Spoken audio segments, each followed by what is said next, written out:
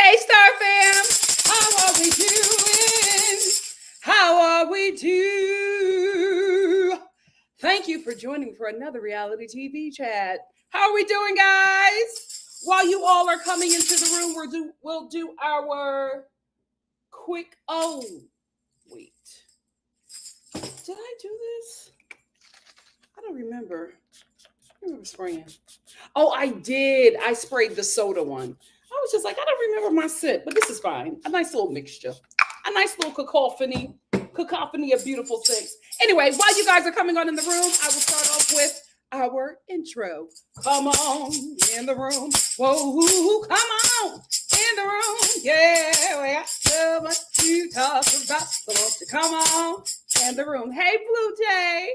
Come on in the room. Whoa, come on in the room. Yeah, we got so much to talk about. So won't you come on in the room. Come on. What day is it? I have no idea. I have no idea what day it is. Tuesday. For some reason, I remember Monday. I don't remember Tuesday. And then I come alive on Thursday. And then I think the next day is Saturday, not Friday. For some reason, I just be all over the place with the dates these days. So weird. So weird. Hey, cool 67 plus ma said, yes, this is going to be an after work stream for me. I love it. Thank goodness for Nikki. Oh, thank you for being here. Blue Jay said, hey, Nikki, I was watching your Potomac live yesterday, and I remember you describing the situation. A person who is responding to harm is seen as the guilty party in many eyes. I remember a TikToker, I forgot their name, going over the 15 traits of white supremacy. Aversion to conflict and politeness is 2 of them. In polite society, the aggressors are the people who point out the problem, especially if they don't use a certain tone. They are made to feel as the issue. It is better not to voice. It is better to make it so small than to point out the problem. Very true. Very true. Thank you for your insight, Blue Jay. Hey, Naya, how are you? How are you? Hey, Marvina. How are you? What's up, people? Hey, Sarah. Sarah said, hey, Nikki. Super excited for this live. So much to discuss. Yes, girl. We got a lot to talk about. Finally caught up on Ready to Love, and I'm like, I have to talk to them about this. This show is insane. Hey, Mel. Hey, love like you are. Happy Tuesday. So weird. For some reason, it feels later in the week. Hey, Kayla. Kayla said, hi, everyone, watching as I finish my box braids on hour 10 right now. You know what? Have you always been doing your box braids, or have you decided to just start doing them because braiders and just black hairstylists in general have lost their minds? Let me know, because I've been considering doing my own box braids as well, because I'm just tired of the drama with them. I am absolutely tired. I am finished. Hey, Susan. Susan said, glad to hear the song again. Cheers me up. You're so welcome. So Steph said, dang, I didn't get my notification. Me either. And it's my channel. It's my channel. Hey, Opulent Pomegranate said, hello. Good evening, everyone. Good evening. Hey, Roselle, how are you? Thank you. Thank you so much. Hey, Shamiko. Love from St. Kitts. Night all. Where's St. Kitts? Where's that? Sounds fancy. Sounds fancy. St. Kitts is a dual island nation. St. Kitts and Nevis is a dual island nation situated between the Atlantic Ocean and the Caribbean Sea. It's known for cloud-shrouded mountains and beaches. Many of its former sugar plantations are now inns and atmospheric ruins. The larger of the two islands, St. Kitts, is dominated by the dormant Mount Limuga volcano, home to Crater Lake, green vervet monkeys, and rainforest crisscross with hiking trails. I want to come. I want to come to St. Kitts. Where you live, Shamiko, sounds magical. Hey, Miss Gigi88. Oh, no, you're right on time. You are right on time. Hey, it's Latasha. Yes, please hit that like button, Star Fam. Hey, DeWay, how are you? Roro said, venting about box braids is a whole other live. Ciao. I was literally watching videos today, getting myself ready, because I'm going to give it a shot. I'm tired. Hey, Shawanda, thank you so much. Kayla said, honestly, it's just to save a little coin. These braiders are expensive. Yeah, they are, especially when you get a good one, especially if your good one does a celebrity. The minute they style a celebrity's hair or braid their hairs, their prices just go out the roof. What's up, Jazzy? How are you? So, guys, we have a lot to talk about, so I'm going to hop into it. The first show we're going to talk about is The Bachelor. The reason why we're going to talk about The Bachelor is because I may have a possible spoiler that I think we would all enjoy. Hey, Busola. Busola said, hey, Nikki and the Star fam, coming in with a like. Thank you, Busola.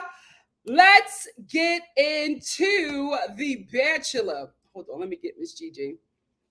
Miss Gigi said, I tried braiding my own hair during lockdown. It was an epic fail. Yeah, I tried braiding my hair once. My hands were hurting.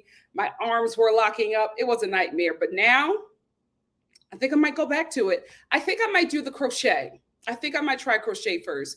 SL said, miss you. Who's your favorite from Drag Race this season? I love Sasha. Gotta represent Hawaii. This is the thing, right? My favorites this season were Sugar and Spice, because they're just great TV. But overall, it's Sasha, because like who's beating her? Who's beating her? She's fabulous in everything. Not one flaw. Sarah says Cynthia's ex was on one. I couldn't tell if he was putting it on for cameras or if he is actually like, who is Cynthia? Wait a minute. Oh, we will get into that fool.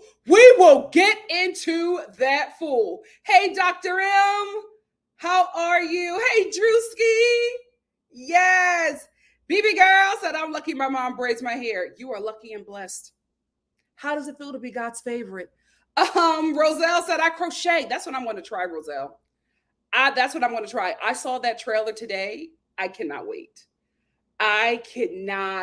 Now let's officially get into The Bachelor. I just had to get some of the Star family coming into the room. So let's talk about Zach and the utter nerve that he has to mistreat Greer. This is the thing.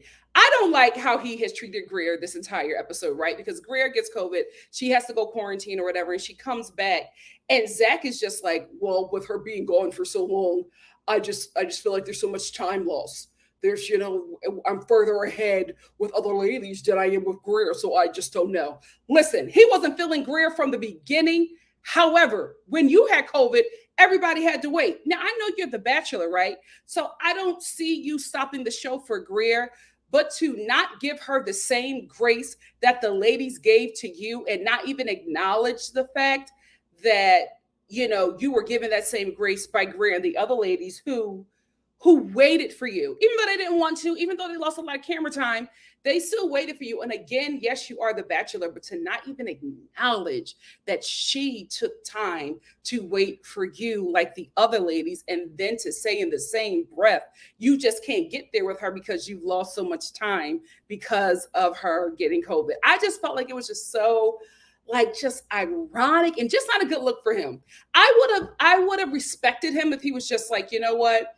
Me and Greer just didn't have a connection. Like when she left, there wasn't much there. So even her coming back and me hanging out with her, I just realized that I'm just not where she's at, and not blaming on the time lost due to her having COVID because you just came out of that same situation. So to not have compassion for her just was not a good look on you. Just was not a good look on you. And poor Greer, she came all the way back just to get cut and sit back home.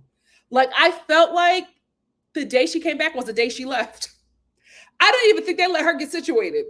I don't even think they let her get situated. She walked in that room with a blazer, with her blazer on, and walked right out with her luggage. They said, we have your returning flight set. They probably had her returning flight set the minute she landed. Unfortunate. I mean, her returning flight set the minute she got out of quarantine. Because I feel like Zach probably already let production know that she wasn't going. He wasn't going to go to her hometowns, which makes sense. I just felt like he should have given her the same compassion that she gave him, and she and the rest of the ladies. I will say, I always wonder, right? Because Zach gets a one-on-one date, has a one-on-one date with Brooklyn. He also has a one-on-one date with, I believe, who was the one-on date? Was it? It wasn't Katie. It was that other girl. Sorry, sis. I forgot. It was Ariel, right? Wasn't it Ariel? It was one of the white women's. But he had a date with her, and she told him something very, very intimate. And I always wonder what the families what they're experiencing when they are watching their family member tell the entire world their business. I always wondered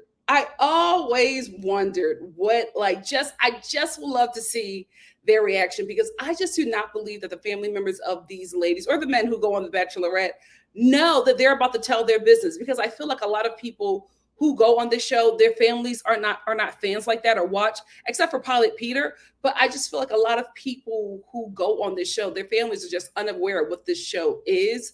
And then to get to that episode where you're rooting for your family member, and then they're telling the world about this tragic time in their life that involved you. I always wonder what that was like, just to have a little watch party and just see their reaction, because I wonder if some people are like, that never happened, or I cannot believe she just said that. Always wanted to know. Let's get back to Zach. Zach will not be inconvenienced for anybody. There is not one woman on this show that he will inconvenience himself for, even the ones that he likes, right? Because throughout this season, as soon as Zach is not feeling a woman, he cuts her. He don't let her get to the rose ceremony, enjoy a cocktail party. Zach is just like, you know what? I'm not feeling this anymore. Let me walk you out.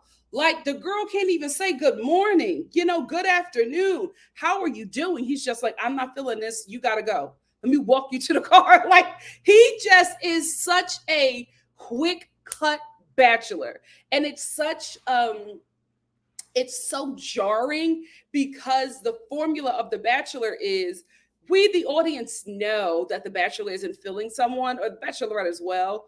But normally it's a conversation that they're having either with the host or with themselves in their confessionals. It's never, I'm feeling this way, let me cut the person immediately.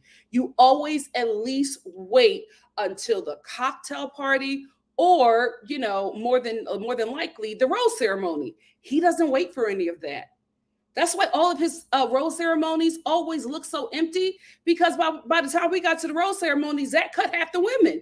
He just will not be inconvenienced. I wonder if he has the same amount of episodes that a normal bachelor or bachelorette would have.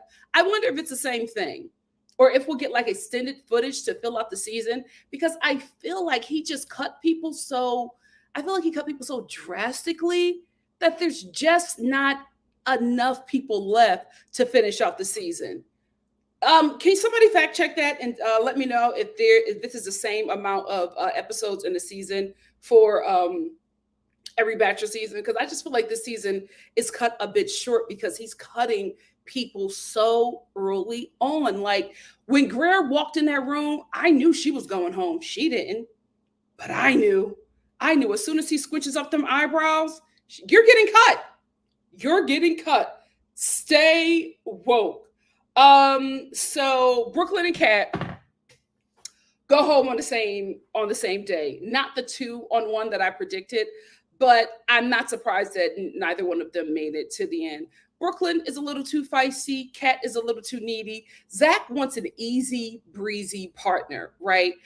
He absolutely is not looking for a wife. He just wants somebody who's going to be easy in this process until they get to the 6-month to a year mark and announce their breakup on People magazine, in People magazine. So I don't think that he wants somebody that is going to make him work or put in any kind of work as a partner. One, because this is just, this show is just his resume, or, his lead into acting. His uncle, the TIK, could not get him a sitcom or, a series regular, but he could get him the lead on a reality TV show. And I think Zach is going to market this show or use this show to catapult him into other areas within the entertainment industry, and that is mainstream acting. Like that's where I think he's going. I don't think he's going to be doing any more game shows, or the challenge or stuff like that. I think he's going to try to break straight into acting right from this show. And I feel like if you are in the ABC family, more than likely you probably will. You probably will have some show that will take you on and use the fact that you're a part of the ABC family and you are the Bachelor. So smart. This is a good setup for him. A very great setup for him. But I just did not, I knew that, they were both going home, but I thought that they were going to go home on a 2-on-1. Speaking of Zach not wanting a woman that has like a lot of frills, a lot of issues, I also feel like, and this leads me into the spoiler, I also feel like Charity was just one, we got to be real. He was not going to pick her because, let's be real. Hello, this is America. Let's wake up. But also because Charity is very delicate, and Charity obviously has been dealing with a lot after being in a relationship where there was infidelity, and obviously the guy verbally and mentally abused her. So she was dealing with a lot in that area. And I just do not think that Zach wants somebody who has those issues, right? Or who has, it is not necessarily an issue to a normal human being, but to Zach, like anything that's not perfect is a problem for him. Like I forget the girl's name. I think her name is Christy, but he was in love with this woman. Like you would have thought from watching the beginning of the season that she was going to be the one that he was going to pick. He paid so much attention to her. It was like Claire and Dale. He was into this woman. Then they went on a one-on-one date and she told him that she had a child. Immediately after that, Zach was turned off from her and she went home right away. He did not send her home on that episode, but eventually, not soon after, very much soon after, she went home. And I honestly believe it's because she had a child and he didn't want to deal with that, right? Same thing with Brooklyn. I think he liked Brooklyn, but then Brooklyn told him about his past and he was just like, that's a lot. And then also with Brooklyn, speaking about her father, he was just like, yeah, her father is not in her life. She's been hurt a lot. And then the next thing you know, Brooklyn is going home. Like, I think he just wants a a silent vagina, to be quite honest with you. I also think that's why he's going to implement the no sex rule for the hometowns, because I don't think that he's going to sleep with anybody that he's not really interested in. So that's probably why it might be some drama allegedly later on where two of the ladies get into it because Zach implemented the no sex rule and then had sex with one of the women. But I think he had sex with the one that he picked, which is Katie. And I think he actually really does like her. No, I don't think that she's going to be his wife, but I think that she's someone that he wouldn't mind being around until his contract with The Bachelor is up.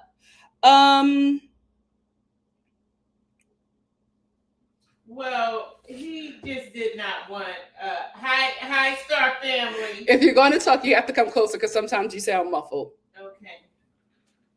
Well, I don't think he was a bad guy for. He saw them. They came on telling him that they had problems.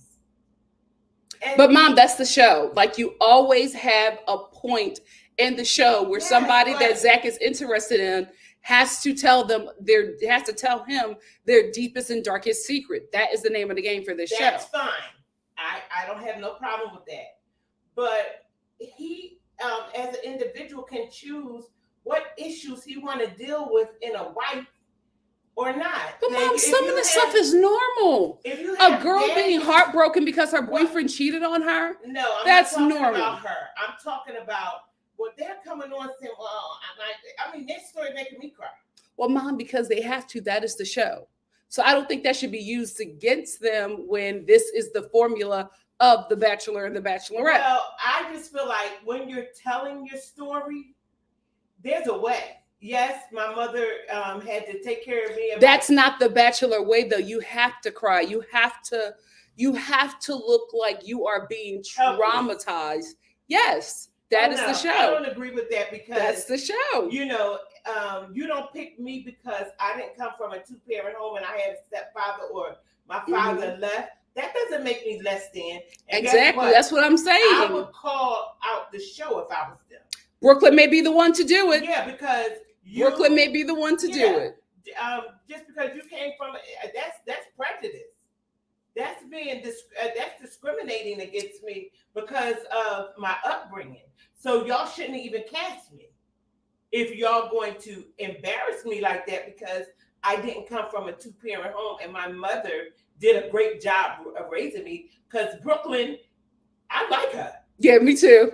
That's our girl. We love Brooklyn. Yes. And I don't like that. And if he did not pick her, because I watched him, like when she was telling the story, he kind of like was. He kept on saying her father abandoned her. I'm like, okay. So now you did the same thing. Oh, you abandoned her, right? So everybody can see and embarrass. I do think there was no love lost because I don't think that Brooklyn was feeling him either. No, she wasn't. She wasn't into him. Mm-hmm. She's going to kill in paradise, and we will be watching. Team Brooklyn. Yeah. Team Brooklyn. Where Brooklyn at? So before we get into the spoiler, just want to say that the ladies were pulling out all the tears this episode. And if you guys have any tea on this, please let me know. I've been searching Reddit. I could not find anything. Do the ladies get a bonus for hometowns? Because the way the ladies were crying because Zach was, sending them home and they were not making it to hometowns. And then the way the ladies who were making it to hometowns were crying happy tears and like tears of relief because they were worried that they would not make it. I'm wondering if these tears are because they're not getting some kind of financial bonus, because the way they were crying, I felt like it was like brand deal tears, right? I don't think that they were crying because they are not going to possibly be Zach's wife or, rub up on him in the fantasy suite. Oh, but she has to do that. I need her to stop. No, she has to do that. That is the name of the game of The Bachelorette. She has to look frail and, helpless, damsel in distress. And she has to find her king to come sweep her off her feet so that she can become the next Bachelorette. Which, according to Reality Steve, our girl Charity is the next Bachelorette. Oh, yeah! I hope so. I hope so. This is all alleged. This is all So alleged. that means she ain't gonna get picked. Yeah, she's absolutely going home. Like, there's never been a bachelor, no matter what race he is, who has picked a black woman to be his wife at the end. So none of us, like, whenever we see a black girl on the show, none of us ever believes that she's going to make it to the end. We know she's going to get close. The more and more the world progresses, she'll probably get close, but she'll never make it to the end. That's just not that's not the bachelor way. It's not what they do. But Mom, but allegedly she is. The rumor mills are saying she is the next Bachelorette. I hope so. I think, like I said before, I think she's palatable to the audience. One of you guys let me know that she pledged into a majority white sorority. So get this, but Mom, this is the Bachelor flavor. They're not picking Sharice from Brooklyn. They're going to pick Charity from a suburban town. Like, that's just what it is. They're going to pick a black person that they feel safe around, and that's just America. But I do feel like she's great for the role. We talked about it before. I think, like I said, she's palatable to the majority of this audience, or who this audience used to be, or who this show caters to. She's also a dark-skinned black woman whose wig game and leave-out game is elite. She can dress. She does dress like she does give, fall. She does dress like a department manager at RUPAUL'S who's working during the fall, right? But that's a style that the majority of this audience and the audience that the show caters to can get with. But I would love to see her in some, Giovanni gowns, killing it on this season of the new season of The Bachelorette. So hopefully, Reality Steve is right this time, and Charity is our new Bachelorette. Congrats, sis. I hope this is true, because who else could it be? There's no way they're picking Brooklyn. Not rough around the edges Brooklyn. No way. No way they're picking Ariel, because she quickly faded. I thought that she was going to win. I really thought that it was going to be Ariel, and then Katie came out of nowhere and just took the crown. No, but Katie said that she needs therapy. She did? Yeah, she said I need therapy. When? You know what? You do be right, though, so I'm going to just let you take it, because you be listening. I don't think it's going to be Gabby. I just don't think that she has... I just don't think she has what they're looking for, right? I feel like Charity has that a bit more. We would love for it to be a Brooklyn, but it's just not going to happen. I think that Charity has it in the bag. I mean, look at this weave. Look at this weave. If it's a wig, lace wear. Lace wear. I love it. I love it. I'm excited. I hope that Reality Steve is correct. What do you think, Star Fam? Let's get into it. JL said Zach's face is too condensed, and the center of his face is star in a Hallmark movie for me. Passion Flicks seems like a good fit for him and his longtime Filtrum. What is that? What is that? I can see him doing a Hallmark Christmas movie, though, JL. I can see it. Hey, Tracy. Tracy said, Star Family, please like, comment, subscribe, and share because you care, and hit that notification. Thank you, Tracy. Lisa Parker said, just made it. Good to see you, Nikki.Star and Mama Star. Hi, everyone. Hey, sis. Hi, my love. Sarah said, Team Brooklyn. I know that's right. That's our girl. Her and Ariel are going to eat in paradise. I think that Brooklyn, Ariel, and Kylie are going to eat in paradise. I feel like Brianna, she could do well, but I feel like she gets in her head a lot. And if she goes on that beach with imposter syndrome, she'll be sent home with the quickness. Who's the one who kissed up on Charity Man? Oh, she went home. I know, I seen her. Cat. Yeah, she went home. Yeah. She's probably going to go to paradise too. Yeah, Kat needed to go home. I think she's absolutely going to go to paradise. I do think that now that her and Brooklyn are no longer beefing, that won't be her storyline. So we'll see. They're not beefing? They're not beefing anymore. They were cool this episode. Susan said, I don't think there is a bonus. I think they are just tired after all those weeks, so they cry. Probably. Julia said, I don't think contestants get paid, only the lead. Oh, they absolutely get paid, but they get paid nothing, though. They get paid nothing. Like, if anything, they get paid like $500 a week, if that. It's like nothing. Susan said, glad Charity is going to be the Bachelorette. Yeah, I like her. I think she's going to be good. Naya said, yay, I really hope Charity is actually the next Bachelorette. Me too. Miss Gigi88 said Charity is gorgeous and smart. She's perfect for the role. What's up, NTR? Mama, slow down. Get some water. Sarah said, OMG, really shocked Ariel didn't get it since Twitter seemed to be obsessed with her, right? Didn't it? I felt like she was going to be Zach's pick at the end, but she just faded to the back so quickly. If you watch, if you follow Bachelor data, you will see how much screen time Ariel has gotten. Nowhere close to Charity. Nowhere close. Drewski said the only Black girl to make it to the end was Rachel Lindsay on her own season. I was about to say, I don't think she made it that far. Yep, on her own season. Yep. This is the thing. I hope she gets the budget, but Megan, we know that they give the Bachelorette, a third of what they give the Bachelor. So I'm not sure. Probably. Or Matt James. Matt James. BB girl said, oh, she's going to pick a white man then. LOL, Mama Star. She was just laughing at what you were saying in the background. She probably will. If not a white guy, probably Matt James. If I was her, I would shake the table and pick an Asian guy. Can you imagine? Can you imagine that? Oh, my Twitter would be in shambles. Susan said, I think Reality Steve said that she is a very popular pick and a lot of people want her. Yeah, I think so too. That's what she is. That's why I think she probably got it. Naya said, we saw Charity's friend and not one was Black. She definitely safe for Bachelor Nation. Yeah.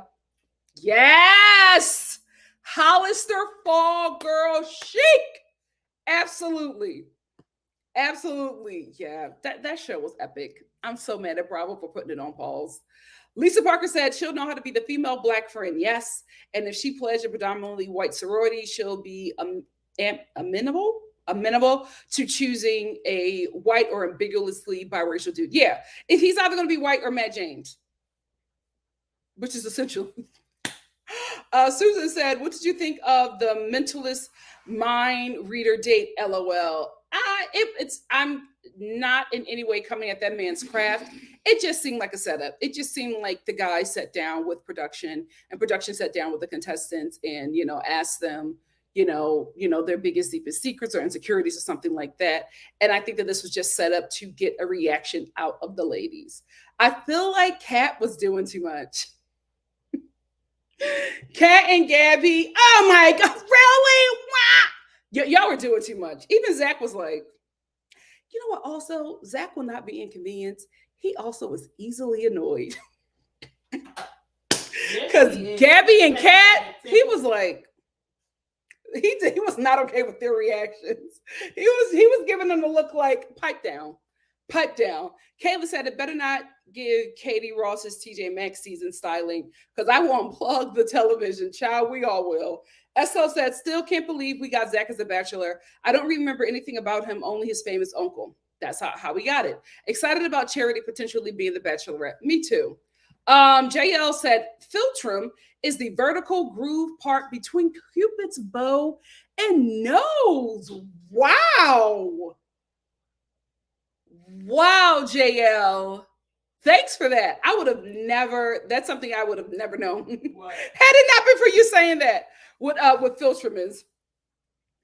Johnny Dackney Channel said, hey, Nikki and Mama Star, you both are always spot on with this show. Hey, Johnny, thank you. Tracy said, Star family, please like, comment, subscribe, and share because you care and hit that notification.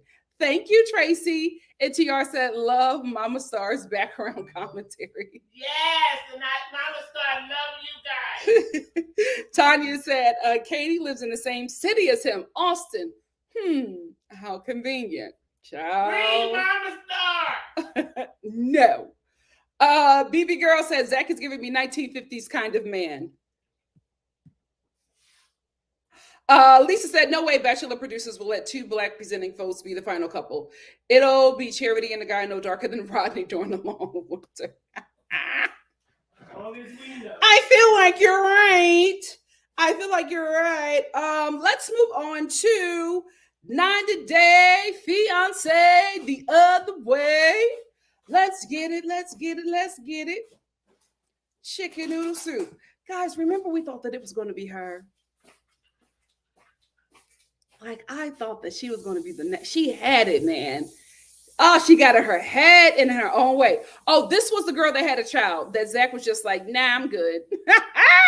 A mess. A mess. Let's get into Chris and Jamie. I think that Jamie understands Chris, right? Because in this episode, Jamie and Chris were having a hard time talking to each other because of the language barrier. And Chris was just like, it was a lot easier when I was talking to her online because, you know, we had the computer or whatever to translate for us. But now it's a lot more difficult. I'm going to call BS on that, Jamie. I think you absolutely understand Chris. I think that Chris is just a terrible roommate. I think that Jamie is just annoyed by her and is using the language barrier as an issue or making it a bigger issue than it really is, just so she can get some space from Chris. I do not believe that you do not understand what she is saying at all. I think you understand, but you use it just to get some quiet time. You use the fact that you don't understand her to just have her take a break from you so that you can get some time away from Chris. Since we're talking about Chris, I have a question. Where were you on January 6, 2020? Because, girl, the more I see of you, the more you hit me and my ancestors.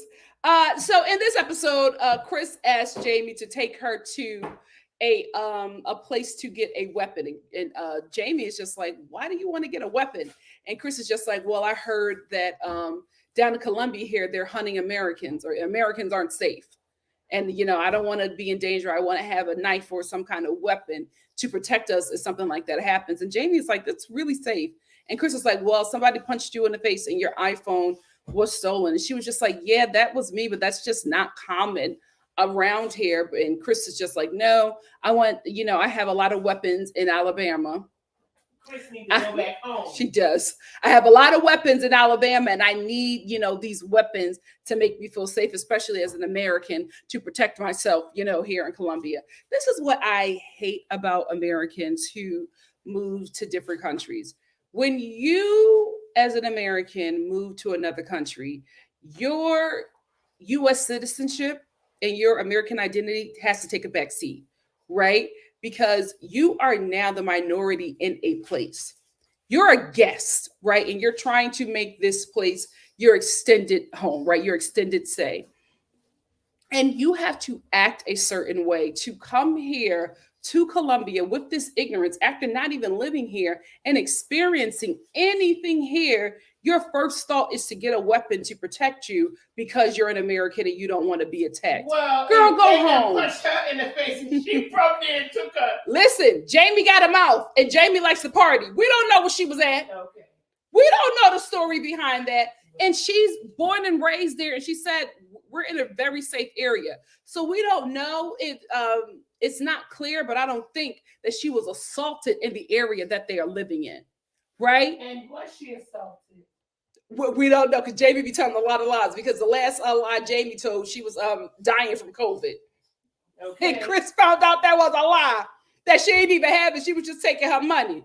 So anyway, I just feel like if you're going to live in a place, you have to learn to respect the people and the land that you are living on, because I just feel like when you go there with this American mentality, especially as a white conservative American, let's be real, Chris, you can't hide.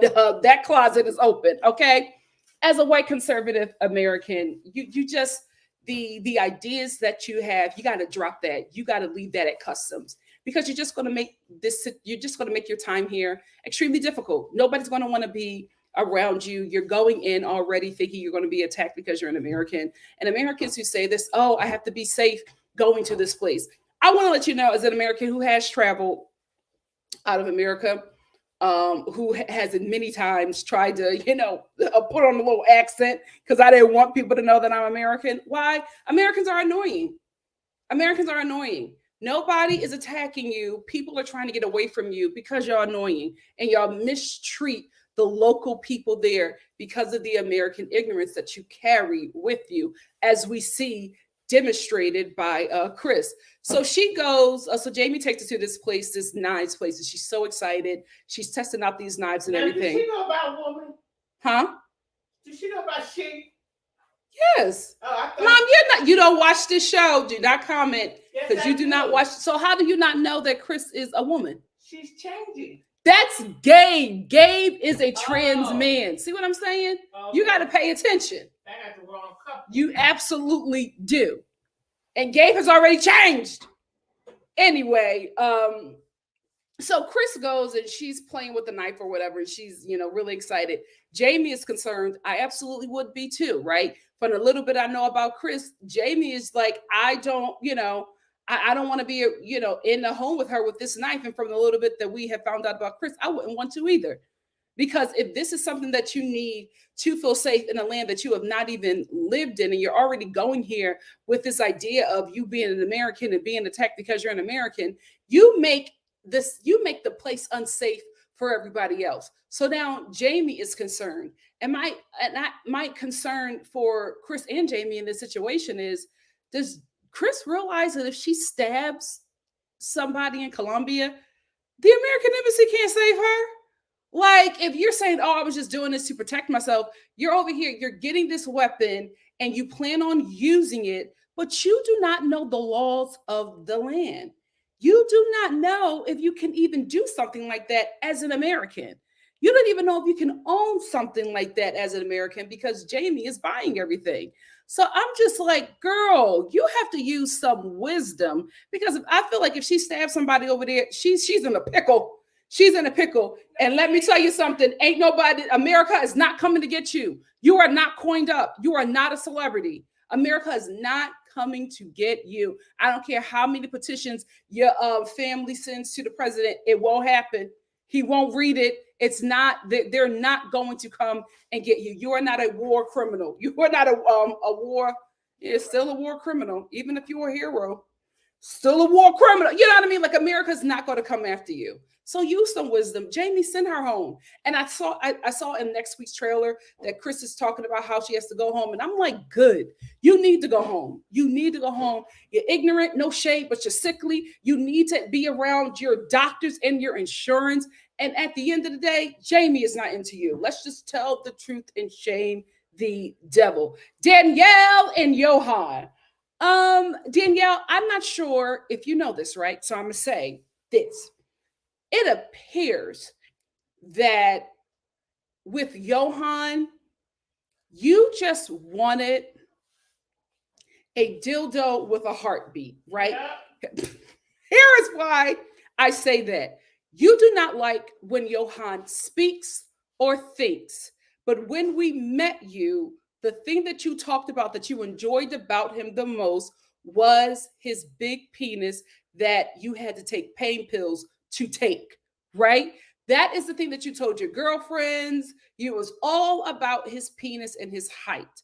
The minute Johan starts speaking, has an opinion that differs from yours, you get very agitated with him. And then you start talking down to him. And then you start using your financial power over him. I will say this. She did a lot of crying this episode and saying, I don't know him and I wanted to have a child with him, but I don't know if I could trust this guy because, he didn't tell me the truth about his partner aborting their child. So I am just really confused. But I just feel like you find a problem with him every episode. And I feel like you know what this relationship is, but maybe for the show, you try to play it up that it's something else, that this here is real love. I think you both know what this relationship is. I think Johan is servicing you in a way that you want to be serviced. And I think that you are getting out of him sexual pleasure and gratification, and he is getting out of you financial security, stability, and a hope for a better life for him and his family and America. And the reason why I say this is because when we first met you in this season, you kept on saying, Johan doesn't know that I don't want to move to America, but I'm not going to tell him that because I know he wants to move there, right? So you already know what his intentions is and being what his intentions are and being married to you. So I don't think you're oblivious to what's happening. I think you know that you hold the financial power in this relationship and the financial upper hand, and you know that you can use that or wield that against him to get him to do what you want to do. But then you revert, right, to damsel in distress and start, can we just be real? You revert to Karen behavior and start all this crying and talking about how he's being mean and nasty to you when Johan does not take your disrespect. Because in this episode, she was saying that I can't trust you. They were sitting down and having a conversation about why he did not tell her the truth about his partner getting his ex getting an abortion, and said that she just lost the baby. Right. And she immediately went to, oh, he lied and he deceived me, not knowing if that was probably something that man was not comfortable talking about because he was probably in a lot of pain for maybe even having to ask her to or suggest, or they both were in that situation where they had to make that decision because it probably was not financially feasible for them to bring a child into this world, or for whatever reason.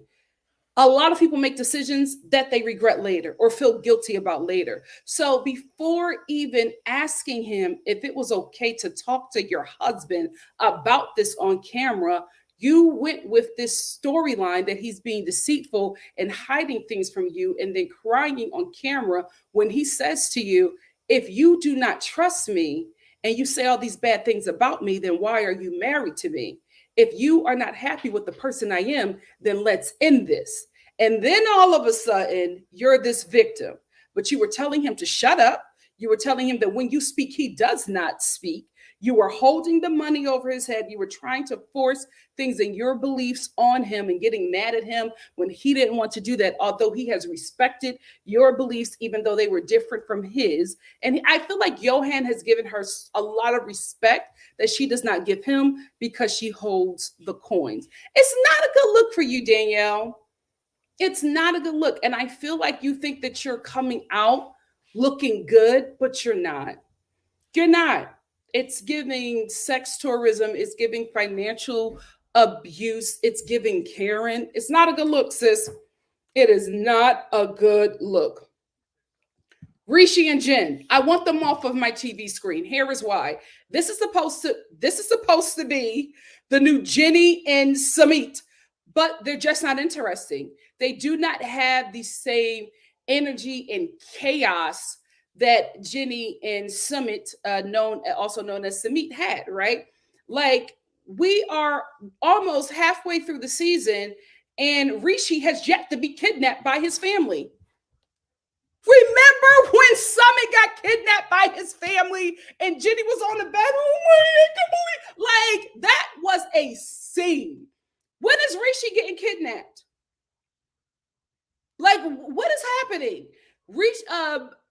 Jenny meets what's her name? Jen. Jen meets Rishi's family, and it's just they just have no chemistry. Nobody. I feel like everybody, in actor terms, everybody is just doing a read through, right? Nobody is full out. Nobody is committed to the scene. I feel like they just got their script and everybody is reading, trying to find their blocking, trying to, find their character, but nobody has fully committed. This is the first rehearsal. We need to be at the second or third matinee show at this point, but they're not giving anything. They're just not interesting to watch. I have no idea why they are here. Nicole and Mahmoud. Nicole, please go home. Just go home. You are not happy here. You don't like Egypt. You don't like the fact that your man has no money and that he is living with his whole family. You don't just go home. Every episode, Nicole is crying. Every episode, she's miserable. She's miserable. And every scene, she's talking about going to America. And listen, Mahmoud, like Nicole says, Mahmoud, he's getting frustrated because I do think he loves her. I think he's trying to do all that he can to make her happy, but he's getting to the point where he's just like, you know what? I wanted you to come back, but you can go.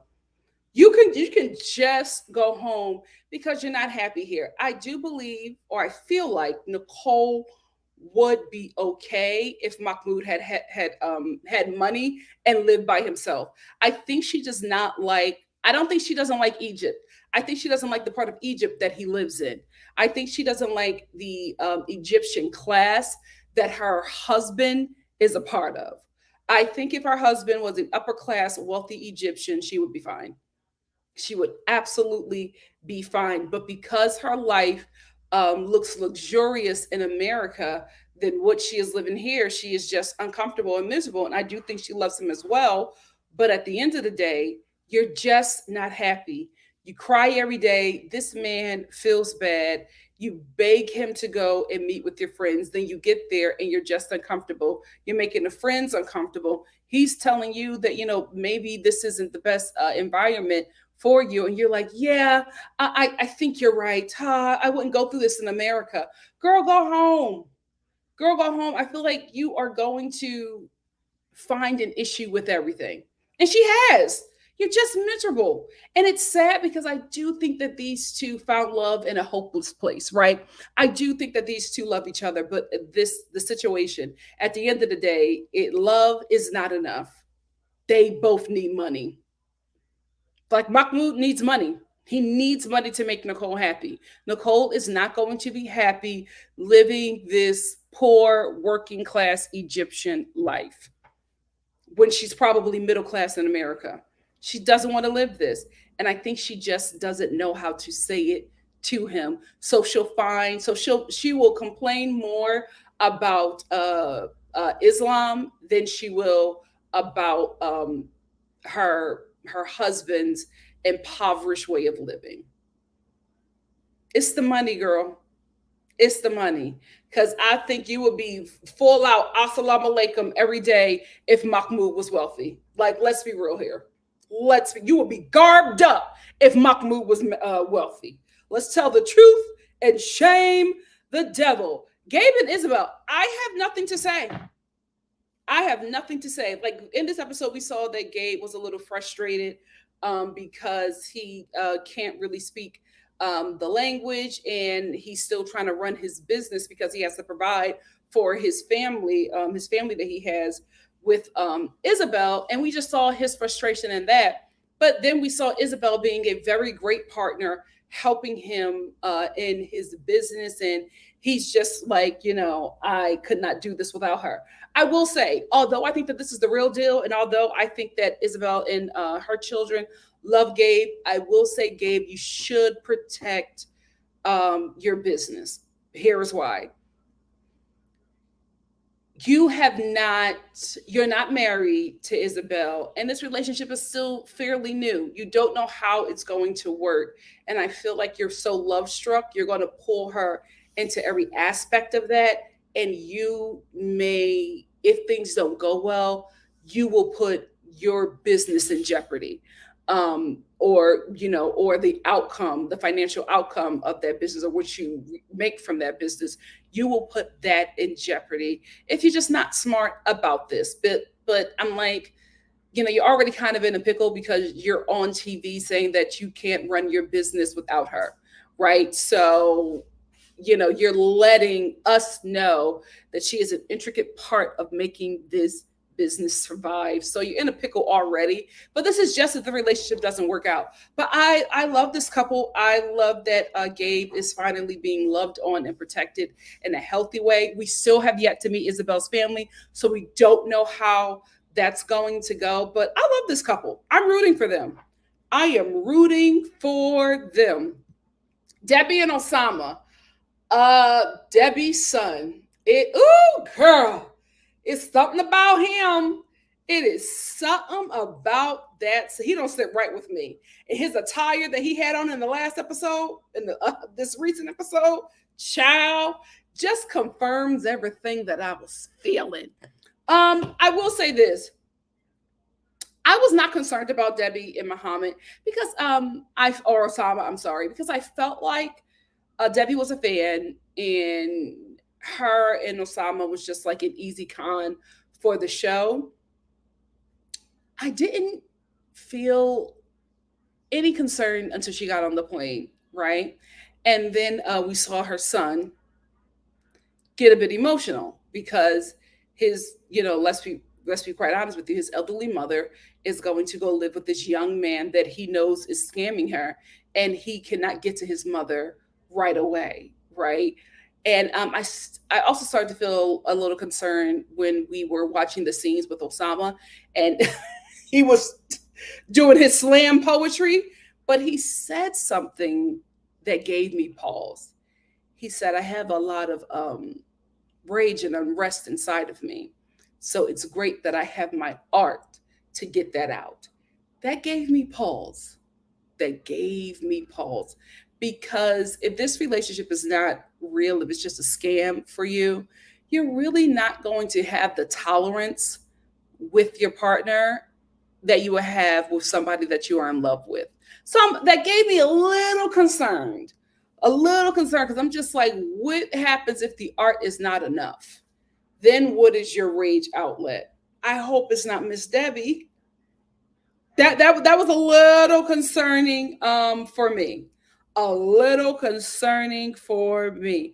Those are all the couples that I wanted to talk about and that were featured in this episode. What do you guys think? Let's get into it. Yeah, Gabe was absolutely unprepared, Roro. Absolutely unprepared. No, he doesn't, but there's nothing going on. Jenny and Summit had something every episode. Jen and Rishi, nothing. Nothing. I'm telling you, they give me retail coworker energy. Like specifically night shift manager and her favorite cashier at the Gap. Like that's what their relationship gives me. I don't see anything else from them. There's little to no chemistry. So I just don't see it. Wendy said all the embassy can do is to get you a translator and get you in contact with your family and friends if you stab somebody. She better calm down. Yep. She's going over there with this American ignorance. Like she's going to be able to just stab somebody with these knives if she feels like she's being threatened. Girl, you not in America. You not in America, baby. So Steph said if Chris had any wisdom, she wouldn't be in Colombia in the first place. Especially not with the way she thinks. Usola said Jamie needs to send Chris back home. She is a lot. Absolutely. I think Jamie thought that Chris was going to be an easy con. And now that she's living with Chris, she's so like stressed out because Chris is a lot. So Steph said she should have been at a hospital getting her neck fixed and getting some antibiotics for the sores in her ear. It's always something with Chris. Chris is like a bubble girl. Like she is somebody who should have never left her bubble. Now she's in Colombia with all these ailments, all these like crazy ideas of what Colombia is. And it's like, girl, go back home. Go back home. Roel said, Chris is saying some crazy things. And Jamie is like, that doesn't make sense. That's the loss in translation. True. Absolutely.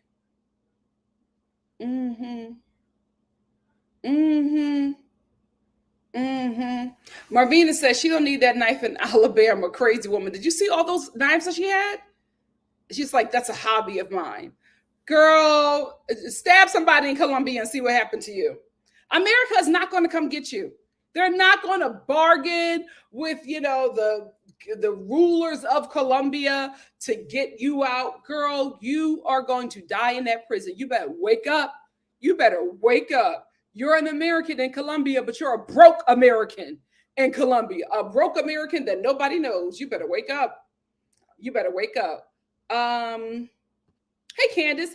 Candace said America is one of the most dangerous places in the world. Stop moving to other countries talking about how dangerous it is. Absolutely. Absolutely.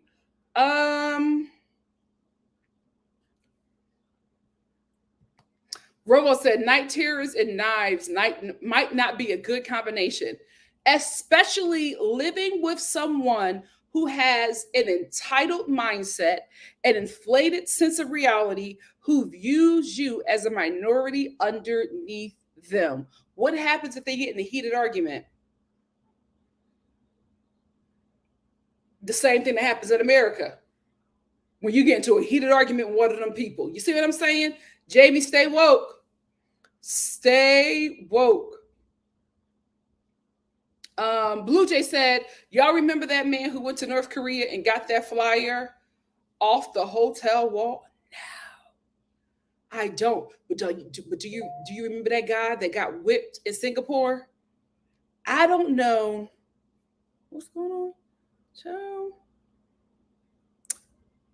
anyway, I forget who the guy, I forget his name or everything, but I remember his family was pleading for the US to get him. And the United States was just like, no, you don't go over to other countries and commit crimes. He has to do the time. And they literally whipped that man, pull his pants down and beat him. Do y'all remember that? I remember everybody was afraid to go to Singapore. Now it's on my bucket list. Because I mean, like, as I got older, I was just like, well, he was an idiot. I'm not going to be doing that in Singapore. I'm going to be shopping and eating the best food that I've ever tasted in my entire life. Like, oh, I'm serious. Singapore is on my bucket list. Like, I am going. I follow like almost every Black traveler that goes to Singapore. And I'm like, I'll go there. I'll be going there.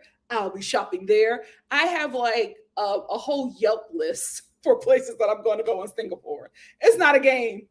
It's not a game. JL said, unless the U.S. and Colombia have an agreement to extradite U.S. citizens. You know what? I wouldn't put it past the U.S. to have another agreement with Colombia. If you know, you know. If you know, you know. Shout out to Ronald Reagan. I hope you're roasting in hell. Blue Jay said they put that man in a working camp, I believe. He came back deceased. See what I'm saying? See what I'm saying? Roro said Danielle went to New York City public school teacher mode the way she yelled at him. Extremely disrespectful. Extremely disrespectful. He came back with brain damage and he died after arriving. Child. You see, America ain't go to war. Y'all better wake the hell up. Y'all better wake the hell up. So Steph said, and she ain't got no damn financial power, brokey.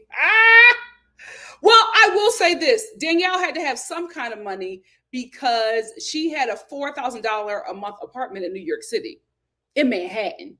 So she had to have something to pull that off every month. In New York, Blue Jay said it's a tragic story, but nobody prepared that young man. At the end of the day, what was being taught in the home, you know what I'm saying, to make him go over there and think that he could do whatever and be protected? Was he?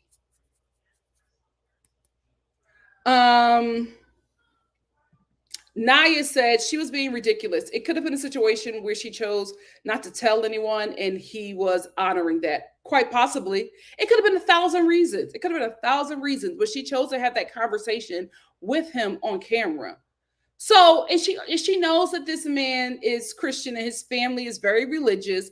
She knows that because she was trying to put some saints or something in his store. And he was like, I can't, you know how my family is, right? So he was probably apprehensive about having that conversation on camera because that might be something his family did not know. Like, girl, read the freaking room. Read the freaking room. So Steph said, you can't apply for a fiance visa and you are in bankruptcy. You are financially responsible for them for 10 years. Oh, that makes sense. So Steph, that makes sense. Social Stuff also said, if Danielle was a man, we'd be writing TLC saying, put them off the show. Absolutely. Absolutely. Shanti said, preach. The way she spoke to him hit me and my ancestors. Her attitude was nasty and condescending. And then when she did not move him, what did she do? Start crying. Start crying. Start crying. Candace said, can we talk about how dangerous it can be to carry a pregnancy to term, especially for black and brown women? Yep. Especially for black and brown women who are poor working class. Ciao. Robo said, Jen and Rishi are a great couple with other people. They don't match. I agree. They set the bar far too high. And I'm just like, TLC, to give us this couple after giving us Jenny and Summit, you're playing in our faces. You're playing in our faces. They can't touch them. Summit's mother, ciao. The way she used to, the way she would go in, and the father would be like, you're killing your mother. You see this?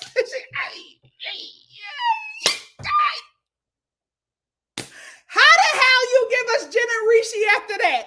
How do you do that? Absolutely not. Return to sender. Return to sender. She's so miserable. So Steph, she's so miserable. I'm like, Nicole, just go home. When she was in the bathroom mopping and just had a breakdown. And then Mahmoud came in and was just like, are you okay? No, I'm fine. I'm fine. No, I'm okay, honey. I love you. I'm fine. Go home, girl. Go home. Love is not enough in this situation. Because, baby, I felt so bad for her, but I lost it when she just started mopping that floor. She was like,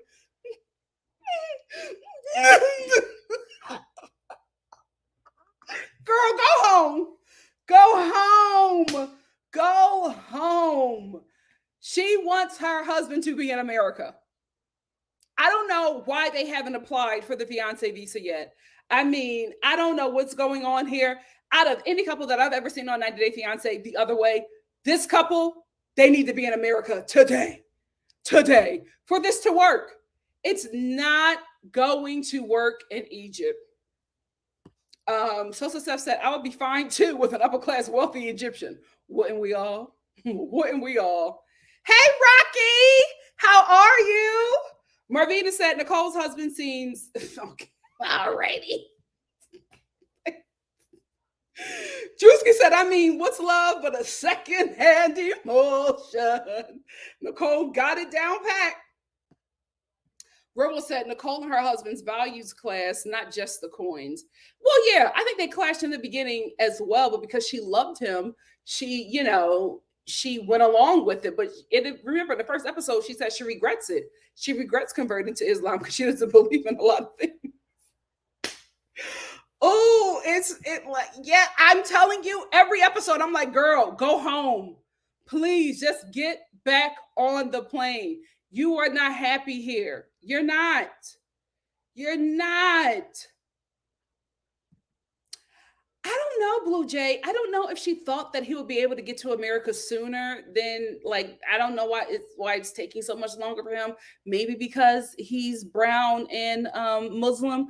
Maybe that's why it's taking a little longer for him to get to the U.S. Because I do feel like she probably filed that paperwork as soon as she got engaged to him. You know what I mean? So I don't know. I don't know why they're still in Egypt. I do not know. Dion said, I'm so sorry. Are we sure they're so in love? What do they even like about one another? Much less love. True.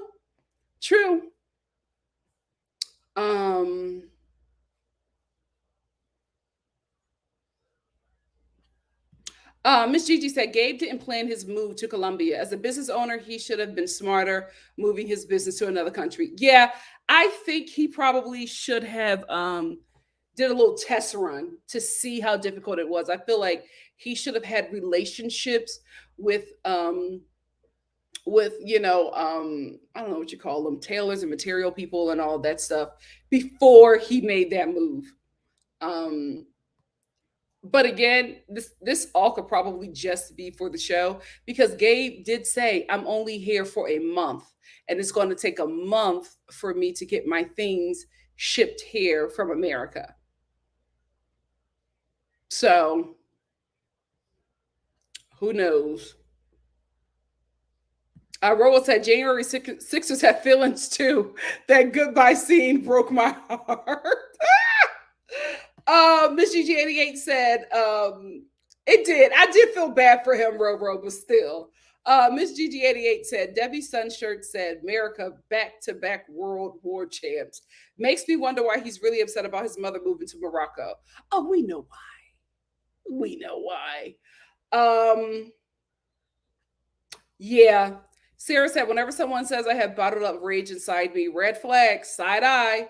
Side eye. No, Ready to Love is next, and then we're going to end with Drag Race. Tracy said, shout out to the replay gang, NikkiStar replay gang. Thanks for watching. Please remember to like the video, leave a comment, subscribe to the channel if you haven't, and share the channel to your social media.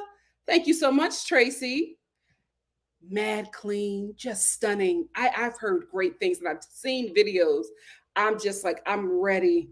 I'm ready. Teresa said, yes, I lived in Southeast Asia as a kid, and my parents let me know not to mess around. Listen, they beat that boy till his butt was red. Red. Yeah, it's definitely on my list. I actually follow somebody on TikTok who lives there. With her husband and her black woman who lives there, and they have like a black expat crew that they meet up like weekly and just do fun things together.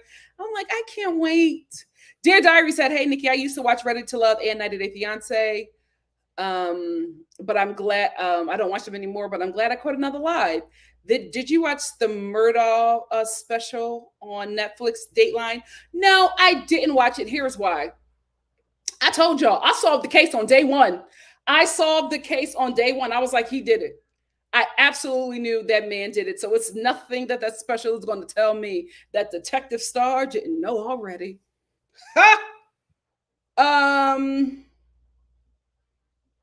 Oh, so Seth talking about Danielle. She is $30K behind on her rent. It's in her bankruptcy claim. Where y'all get her bankruptcy claim from? You know, I don't want to read it. That's a little too newsy for me. Afrocentric Wallflower said, hey, Nikki, I know this is off topic, but are you going to do a live stream about what happened in Mexico? No. What? What happened in Mexico? Is this Shanquilla? I can't talk about that baby. I cannot talk about that baby. Rachel said, oh, you know he was. Nikki. Oh, yeah. I feel bad because I forget his name, but it was Otto, and he went to Korea and came back in. And what America do? Minded their business, looked the other way. Y'all better stay woke when y'all travel to these other countries. If you don't have your lack of melanin will not save you if you ain't got no coin. If you are not famous and ain't got no coin, baby, walk lightly. Walk lightly. Miss GG88 said Nicole said she lived in Egypt with Mahmoud after they got married, but she hated it. Why does she think things would change this time?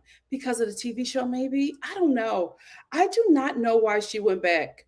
I do not know why she. Oh, of course, it's sarcasm. Of course, it's sarcasm. That makes so much sense. Why she wants to live in the Dominican Republic. That makes so much sense. Wow. Do you also know about the history of those people and us? Evil. But the ancestors never forget. Afrocentric Wallflower said, hey, Nikki, is not Shanquella. It's 4 black friends who are attacked.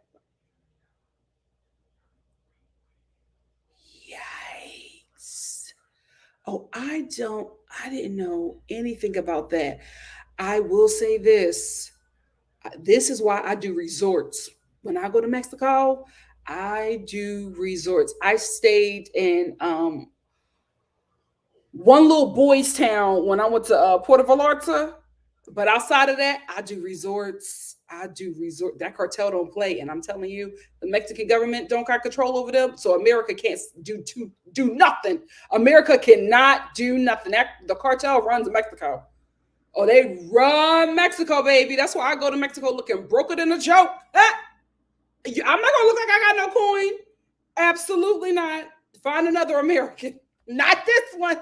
Not this one. Let's move on to Ready to Love. But Afrocentric Wallflower, I will look into that. I had no idea. I'm so out of the loop. Lord, is that a good thing?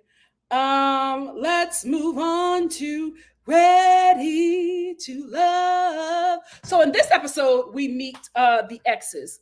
I'm glad that Jeffrey, let me get her up.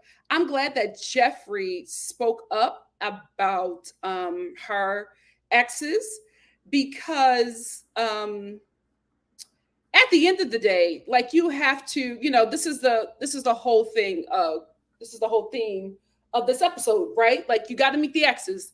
You have to know, the show wants the guests, the contestants to know what they're getting into with their match. So I'm glad that she spoke up and she was just like, I'm not in a good place with them and I don't want to see them, right? Like one of my exes just decided not to be in our son's life because I would not stay with them. So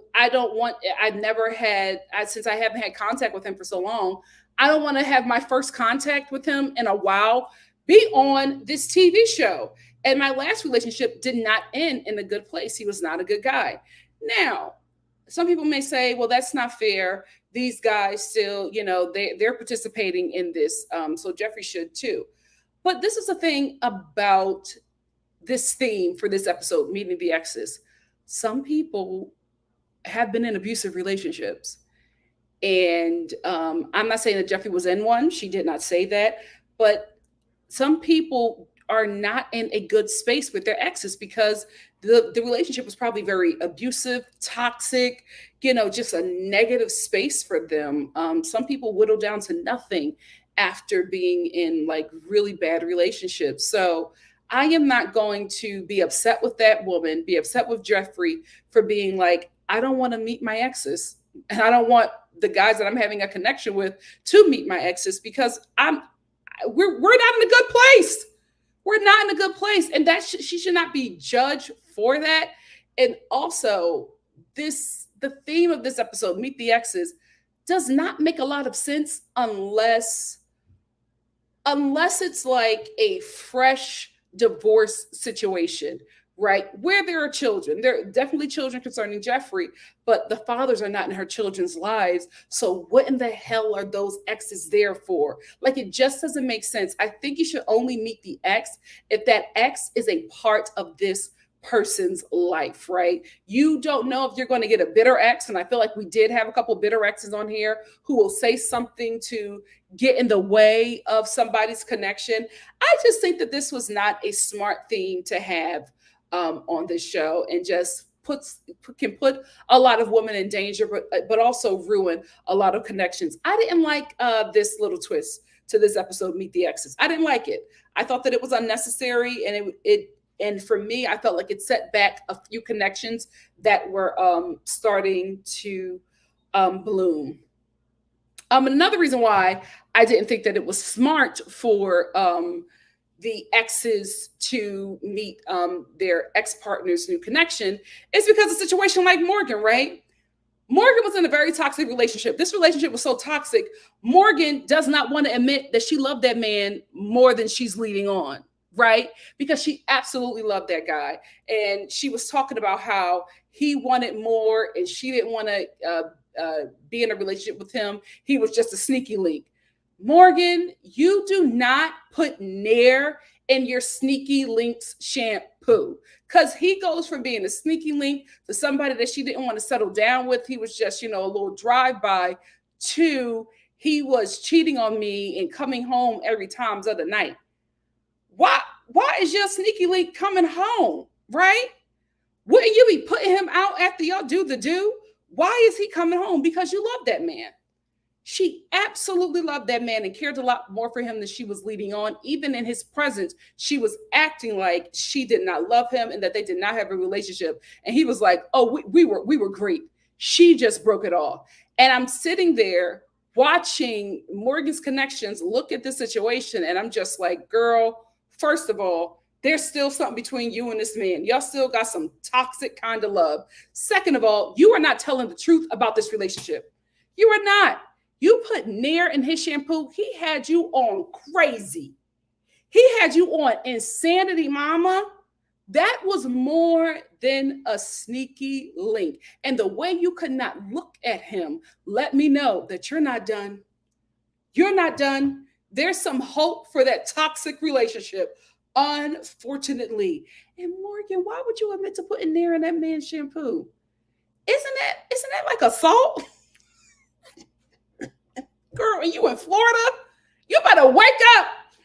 Anyway, and I also do agree with Lyndon, because he was just like, Morgan is feeling her ex, or was feeling her ex more than she's leading on. So I'm a bit concerned about that. But Lyndon was also thinking about, his natural curls. He was thinking, I'm telling you, that Nair story did a little something to Lyndon. And he was like, absolutely not. I don't want her to get pissed off and take away my curly frock.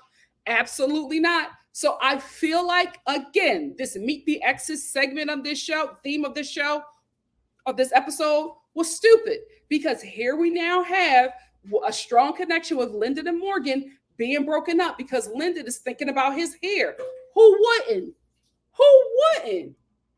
So I feel like he's cooling on her, and he's probably going to pass up on her throughout the season. I think he's done with Morgan. He's absolutely done with Morgan, because that story did a little something to Lyndon. Cynthia's ex. Let's get into Cynthia's ex. I'm not even gonna hold you. That man is fine, right? Gorgeous, if you will. The minute he opened his mouth, I was just like, this is why he's an ex. This is why he's an ex. Because Cynthia's ex gives me, I don't want you, but I also do not want anybody else to have you. Because as soon as he sat down with Cynthia's connections, he immediately made it uncomfortable. Immediately made it uncomfortable. Now, I thought I had his picture up here. How do I have Blake's picture and not Andre? You know who I'm talking about, Full Force. Now, was Full Force doing the most? Yes, he was, right? He's been doing the most with that ponytail and that curly bang, right? But Anthony handled that man very well. Where is Andre? Oh, you know what? Maybe I won't. Hold on. Let me try to add Andre's picture, because I'm talking about him, so I need to get his picture up. Okay, I got to delete. Let me delete Blue. I want to delete Blue's picture because I have too many overlays on StreamYard. But Blue is eliminated this episode, and he needs to be. He thought too highly of himself. The light skin and the light eyes was doing a lot of work for him. But let me get rid of his overlay so I can add Andre. Let me see if they'll let me add Andre now. Yes, Full Force, right? Was Full Force doing the most? Yes, but he was getting agitated by Cynthia's ex. Cynthia's ex was being so rude, so nasty, and then he's doing it under the guise of, oh, I care about her. Because when he said, oh, I put this woman through a lot, so I want to make sure she's in a better situation than she was with me, I was like, oh, no doy. Like, I'm not shocked that you put Cynthia through hell.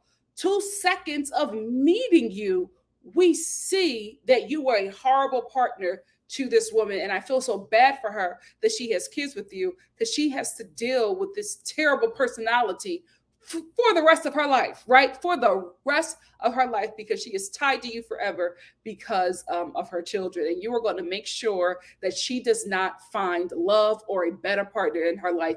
Even though you don't want her, you want to make sure nobody else gets her. And that is very unfortunate for Cynthia. And I feel like, Cynthia, if you want to have a successful relationship, you need to set boundaries with your ex. He cannot, I don't care the argument of he's going to be around my children. This is a different situation.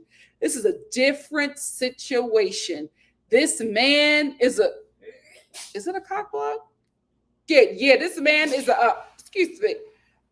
This man is a serpent block. Okay, he's going to block any man that comes into your life because he does not want you to move on. He does not want you to move on. He also does not want you and will not treat you well, but he doesn't want you to have a better life without him. I will also go out on a limb and say that I think that he probably keeps her in financial bondage. I feel like he was able to manipulate Cynthia to not put him on child support by way of the courts. I think he's the kind of guy that convinced her that it would be better for her to let him just break her off some money than getting the courts involved. And I feel like Cynthia believed it. If Cynthia does not if Cynthia does not, put on her thinking hat, right, and tap into her woman's intuition, she will be giving that man another child. Unfortunately, sis. Unfortunately, the way he treated Full Force was wrong. And I'm not even feeling Full Force like this, right? I'm not, because I think he's a joker. But the way he treated him was wrong. And I love the way that Anthony handled him. Anthony really rose to the occasion this episode for me. I really liked his performance on this episode with meeting the exes. I really, really did. When he told Cynthia's ex, get my number so we can meet because I have to go. I got to go pick up my child, but get my number so we can meet and we can talk because I'm not going nowhere. Cynthia was like, it was cute. It was cute. But Anthony, I would not want you to be in that situation. No shade. Cynthia's man gives me dope boy. And you do not, you're a straight edge kind of guy. You do not need to be involved with that kind of mess. You just don't. And unfortunately for Cynthia, that ex is going to close a lot of doors for you. Set some boundaries with him, mama. Set some boundaries with him, or you will be single for the rest of your life, messing around with that man and allowing him to be in your life. Oh, dang. Unfortunately, he's your kid's father. Poor thing. Also, Full Force, let's get into this. He kept on mentioning that he was in Forbes. Okay, let's talk about your curly bang. Like, why does that matter? Why does that matter that you were in Forbes? He kept on saying that like that made him a better individual. Like, okay, you were in Forbes because you applied to be in Forbes. Like, this is what people don't know. Forbes never goes looking for anyone. You have to apply to be in Forbes, right? Like with the when they do the richest people in the world or something like that, those people apply and they have to give Forbes their financial records and they have to give them their tax return so Forbes can verify that this person is actually as wealthy as they lead on. Forbes is basically a newsletter for the rich, and people call in or email them information to tell the world that they are this financially successful. So the fact that you were in Forbes twice only means that you applied to be in Forbes several times and 2 times they accepted you. Sit down. It's giving corny. It's giving corny. Sue-Ann, speaking of giving corny, where is she at? It's giving corny. It's also giving thirsty. Very, very thirsty for Blake, who is obviously plaguing you. Sue-Ann, you need to get back with your ex. I liked your connection. I liked your conversation. I feel like your ex was a good guy. I feel like he was a really, really good guy. I don't know why it didn't work. None of my business. But I think that's more your speed. You want a guy like Blake because you are physically attracted to him. I feel like the dimples are just clouding your judgment because everybody from the men to the women on this show is telling you that this man is not worth change for a quarter. And I do not understand how you do not know that he does not want you. He does not want you. Even when he kisses you, it's like he's kissing an embalmed body. Like he is not, and somebody got a gun to his head. Like it's not something that he wants to do, but he wants to stay on this show. And I wouldn't be surprised if you guys end up picking each other at the end, that on the reunion, you two are no longer talking and you feel like he played you and took advantage of you and was cheating on you and all of these things. Nobody will be surprised because everybody is telling you, but you refuse to see it because you are so attracted to this man. Because let's be honest, he's conventionally attractive, especially for the Black community. So I get it, but girl, he has a terrible personality. You all right, girl? You need some water? He has a terrible personality. And I still can't believe that he's still on the show. I felt like after Morgan called him a cancer to this process, I thought that he was going to be going on that episode, but he remained. For some reason, Suwan is blocking all of her connections for this man that it is very obvious does not want her. I don't know, sis. Go back to that ex. Go back to that ex because he was right on the money about Blake. Can we talk about how Mercedes never looks the same in any episode? Who is this woman? It's not the woman that I watched recently on TV. She looks different in every episode. She is the epitome of switch my wig, make him feel like he cheating, because she never looks the same. She never looks the same. The Clark Kent of her generation. She never looks the same. She also is, I would not be surprised if she goes home soon, because I just don't see Mercedes having any strong connections. I really, really don't. I really, really, really don't. I mean, even like Anthony, but I think that Anthony has a strong connection with Cynthia. But I just do not think that that is a smart relationship for Anthony to enter into. But I'm surprised that Mercedes lasted this long when I just don't really see her popping up. Like she's giving me more a friend of the show than being a part of the process. Marsha. I actually, out of all the exes, I liked her ex the most out of all of the men, out of all of the exes and men on the show, aside from Anthony. I think that just like Suwan, I think she had a great ex. I really, really liked her ex for her. I thought that none of the connections, in my opinion, matched up to her ex. I feel like she should go back to that as well. But for whatever reason, you are not with them. You made the decision you made for your life. But from what I saw, he seemed like a really nice guy, and it wasn't a lot. So who knows? But I liked him. I liked him for her. So Blue is actually sent home. Blue is not ready for love on this episode.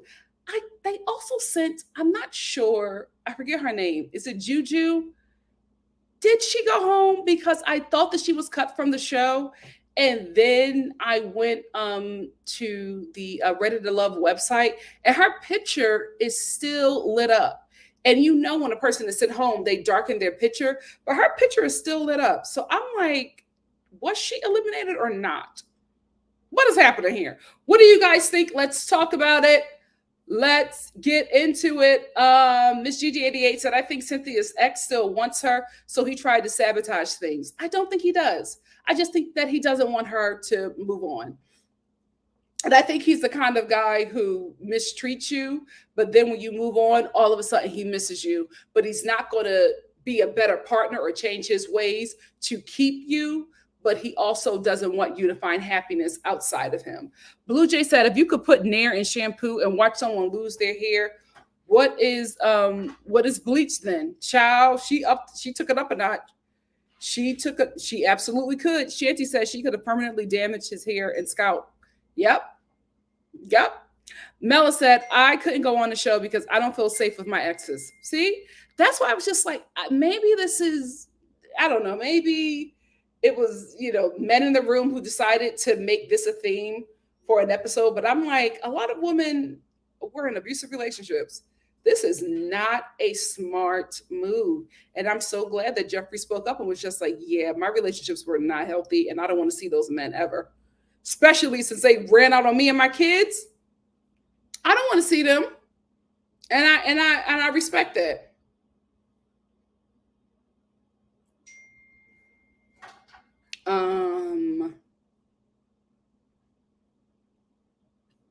Yep. Blue Jay says, so she had a whole relationship with that man and reduced it to a sneaky link. Yes, because she still has feelings for him. And she still tried to hurt him in that moment. And you could tell that he was still very much in love with her, but she was still trying to hurt him in that moment and being like, oh no, it wasn't nothing. It wasn't a relationship. So why were you saying he was coming home really late at night and he was cheating on me? So I put Nair in his shampoo. If he's a sneaky link, why are you going through all of that? It's not making sense. Me and Lyndon didn't believe her. Miss Gigi88 said, Morgan is crazy. She said they were just having fun, but then she got jealous because they weren't just having fun. She was in love with him too. She was in love with him too. Sarah says, Cynthia's ex wants problems. I know that man is toxic. He absolutely is. He absolutely is. NTR says, Cynthia's ex looks like he'll ruin your life and have you smiling about it. I feel like him and Cynthia were together when they were very, very young. Very, very young. And then Cynthia probably had started having children and got to a certain age and she was just like, this is just not a healthy environment for me and my children, and got out. Good for her. Rachel said, I feel like it didn't matter who sat down. Cynthia's ex wouldn't have given him a chance. Very true. Very true. Blue Jay said, I don't want you, but I don't want anybody to have you. Why do some have that mentality? That's a lot of work for someone you do not want. Yeah, he tried to sabotage he tried to sabotage all of her connections. And I think that he was successful. I really, really do. Yep. Shanty said the way Cynthia sat there on mute said it all. I like Cynthia, but she sat there on mute and she was grinning because she thought this was cute. Girl, just get back with that man. Just get back with that man. He was absolutely kind of scary. He was absolutely giving me dope boy. I was like, absolutely not. Get out of there, Anthony. Blue Jay said, do Full Force kind of look like Terry Crews in that photo, especially when he squints? Oh, he does. He does. He does. Miss Gigi said, I think he kept on saying he was in Forest because he was trying to explain that he focused on his career first and now he's ready to settle down. Well, he never explained it. He just kept on saying it. Kanye did that. They all do that. Kanye, the Kardashians. I remember when the Forbes and Kylie Jenner was fighting because the Forbes was just like, she is not a billionaire. She forged her tax returns to us. And everybody was like, you got to send Forbes your tax returns? Yeah, that's how they qualify who was making what when they report it in their magazine.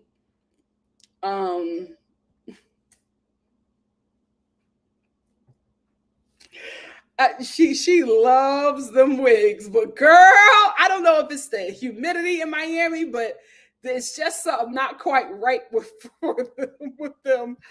Sarah said, Andre is not it for me. The man bun isn't it. Oh, it's not just a man bun. It's a man bun. It's a shag, and it's a little bang. Wait. It's a lot happening. Andre, I'm ready to love. She does? Oh, Sue-Ann, get away from Blake. Get away from Blake because of Sue-Ann. He's still on the show because of Sue-Ann.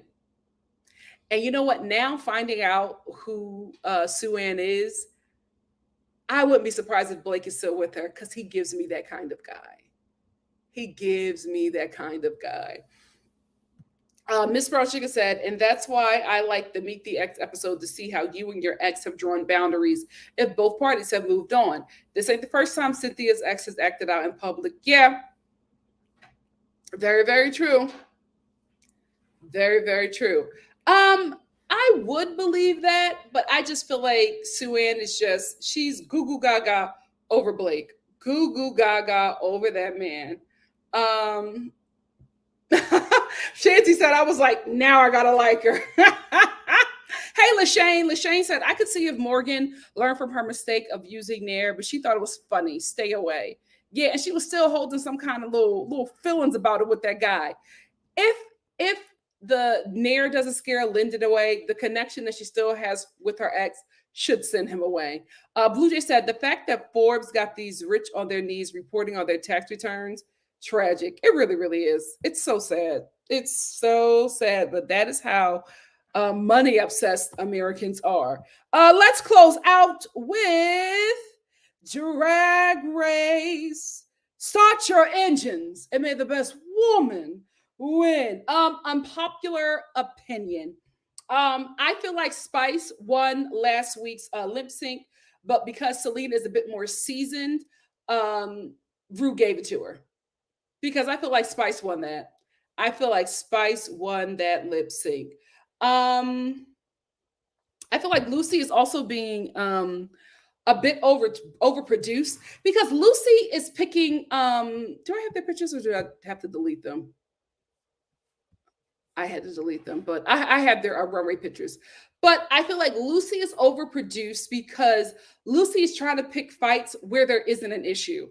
I think she needs to leave the picking up the fights to Mistress because Mistress is just better at it. But it's like Lucy, the girls are just the queens would be just kikiing, having a good old time, and Lucy would be like, "Well, I should be in the top 3," and everybody would be like, "Girl, what? What are you talking about? Do you want a cocktail? Like what?" What is happening here? Well, you guys don't agree that I should be in the top 3. I'm one of the best queens here. Okay, you're safe. Like, it's weird. It's really, really weird. And I don't know if we're missing something, if a lot of footage is being cut out, but Lucy just looks really weird fighting with herself. It just seems extremely overproduced. So in this episode, the queens have to do interviews. And the reason why they have to do interviews is because I feel like this is Rue auditioning the queens for the Pit Stop, which is a show that is hosted every season by a different drag queen. And it's basically where the drag queen interviews the queen that was eliminated, finds out what's in their bag. It just talks to different people who are related to Drag Race. And I feel like that's what the interviews are. The interviews are an audition. I think Lucy did a great job. I think a lot of queens did a great job. I think they were just trying to find an issue with Selena because I didn't think that she did a bad job at all. She was actually giving somebody who was already known to be difficult and all over the place. So I just felt like she was kind of like being set up to not do well. Who actually won that? Because I thought that my note is Lucy should have won that interview. Who won that? Was it Sasha? I know Sasha won the runway. Let me know in the comment section if you remember, but I was really shocked that Lucy didn't win overall. No, Sasha won overall, but I was really shocked that Lucy didn't win overall. And then I saw her runway. So since we're talking about the runway, let's get into it. I am still sad that Spice went home because I felt like Spice would have ate this runway up. The runway theme for this episode was a night of 1,000 Beyoncés. Like, how could you go wrong? Selena. Let's get into Selena as titties. This was very cute and glam for her, which shocked me because she's so camp.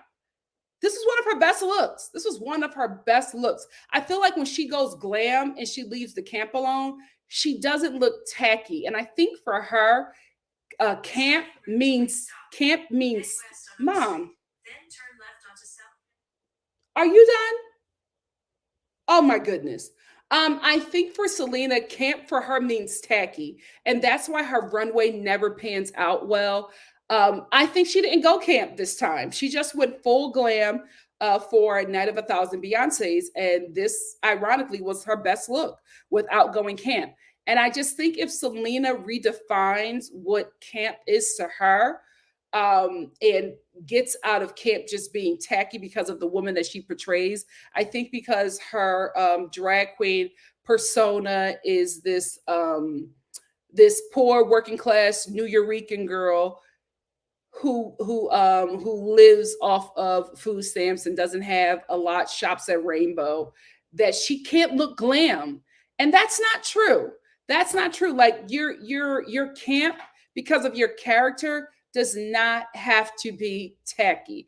And that's what I think Rue is always trying to tell Selena, but she's not getting it because she's so stuck in this idea of, because my character is poor or working class, that I have to look a certain way. And that's not, to be quite honest with you, not really the truth of a lot of poor working class people in the hood, because we be fly. We might not have no money, but we know how to put that on. Like, let's be real.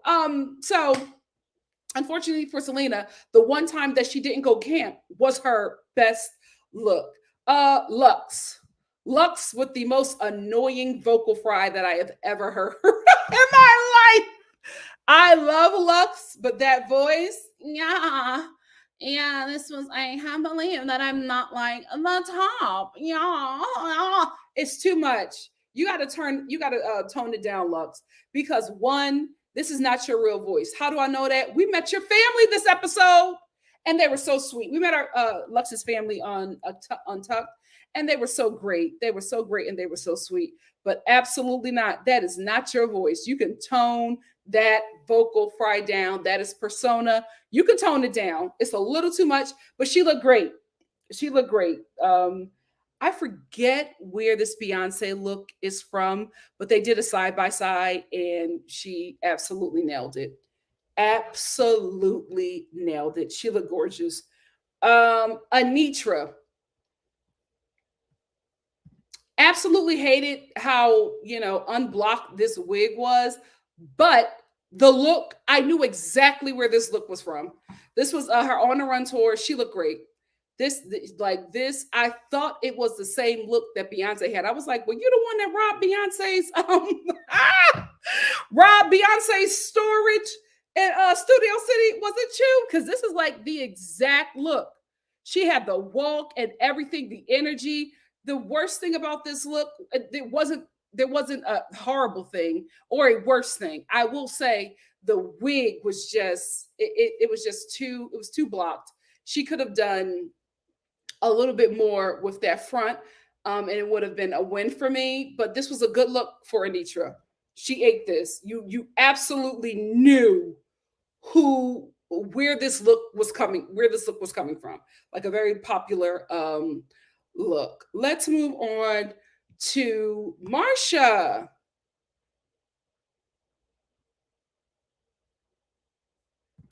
Lucy. I wish Lucy would have picked a different look. If Lucy would have picked a different look, Lucy would have won because her interview skills are phenomenal. Phenomenal. If Lucy would have picked a different look, she probably would have won this. Beyonce has so many great glam looks. To come with her pantsuit look and the baby reveal that wasn't that great. I know Beyonce didn't have a big bump, but something, she could have exaggerated that bump. It's drag. You're supposed to exaggerate everything about being a woman, right? And I just this didn't do well for me, Lucy. I knew where it was from. It just didn't hit. It didn't hit, and I think this is the reason why Lucy did not win. Mistress, this is camp, and I loved it. This is glam camp. Like, it was hilarious. It was hilarious. We all knew where this was from. We all knew that this was Michelle, Kelly and Michelle. We got it. Hilarious, camp, gorgeous. And Mistress needed this look because this episode was not her best. This was not her best episode. Her interviews were terrible. So she needed a look like that to save her, because the looks were just not, the interviews were just not great. Malaysia. I feel like Malaysia was done. Sometimes people do this competition, and although they start off strong, they just get to a point where they're just ready to go home. And I think that she was ready to go home. We absolutely know where this look is from, but compared to the other looks, Marsha aside, this just was not really given. And I feel bad for Malaysia because I feel like, in the words of RuPaul, the saboteur got the best of her, and she just seemed ready to go. She was low energy for the whole episode. Even the runway and the lip sync, you could tell that she was just out of it. She was done. She was done. Speaking of done, hold on. What is going on here? Hold on. Let me delete.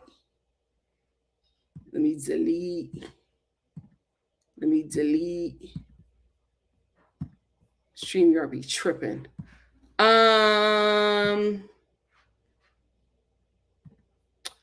Speaking of done, let's talk about Sasha. Um, and the reason why I said speaking of done is because I feel at this point we don't need any more episodes, right? Like she won. She won. We don't need any more episodes. Like at this point, I feel like this is why the ratings have been, falling a bit and the episodes seem to be lacking because Sasha just does not have any competition at this point. She just doesn't. She's a phenomenal queen. She eats every challenge. She's just great. Great. At the end of the day, it's like, I know this show gives her exposure, but it's just like, does she need this? She's just great. She has no competition. So it's like, why do we still have so many more episodes to get through? Like, let's just wrap it up and give the crown to Sasha because she didn't have a better interview than Lucy, better interviews than Lucy. But this look right here, there was no way that she was not leaving with the win. No way. So at the lip sync, I will say this: I knew that Malaysia was going to lip sync for her life because she just seemed to be done. I was surprised though that Malaysia was singing against Selena and not Marsha, because at the end of the day, we had this look from Marsha, and I just do not understand how this look was safe. With them Charlotte Russe soft hot block heels. Absolutely not. Absolutely not. And that medium beat, this was the best Selena's ever looked. I couldn't believe it. And then this lip sync, Selena really didn't have to do much because Malaysia was just done. She was ready to go. Even in Untucked, this Malaysia was ready. When she got in that van and she said bye, she looked relieved. She was ready to go. Unfortunately, she was ready to go, but Mistress was shook. She couldn't believe that she had a bad performance. And listen, it happens. It happens to the best of us, right? Not Sasha, but it happens to some of us. So you're not going to perform well in everything unless you're Sasha. And you just got to get your head back in the game, and maybe this was the humbling that she needed to finish strong. Maybe third place, but we all know who's winning first and who's taking the crown. Miss Sasha. That's all I had to say about this episode. What did you guys think? What did you guys think? JL said, people praise Anisha for choosing a lip sync against Jax instead of Spice, but from a ranking standpoint, it may have meant a stronger contestant went home before a lesser one, like 3 of them though. I get it, but this is TV, right? Sugar and Spice were good TV. We're good TV. I knew that the show was going to break them up. I didn't think that they would break them up so early. Maybe that was just on Sugar and Spice's part. But they were just really good TV, and I enjoyed watching them. They were very wholesome and just cute. Just cute. Rocky said they're definitely at the point where all the people that have been safe every week are being weeded out, except for Marsha. Marsha is still here. Marsha, who barely wears eyeshadow and never a lash, is still here. Crazy. Drewski said, let's be real. Spice was supposed to go home during that Lollapalooza, but that didn't happen. So Rue wanted her going ASAP. I'll give you that. I'll give you that. This was the best she's ever looked, though, So Steph. Wendy said, child, Night of 1,000 Beyoncés wasn't it for me. It wasn't. I like the crystal ball better, but I love the fact that so many queens were just so accurate with this look. Like a lot of them, like Sasha, I thought it was freaking Beyonce. I thought she was Beyonce when she walked out. She had everything, and she made that herself. Iconic.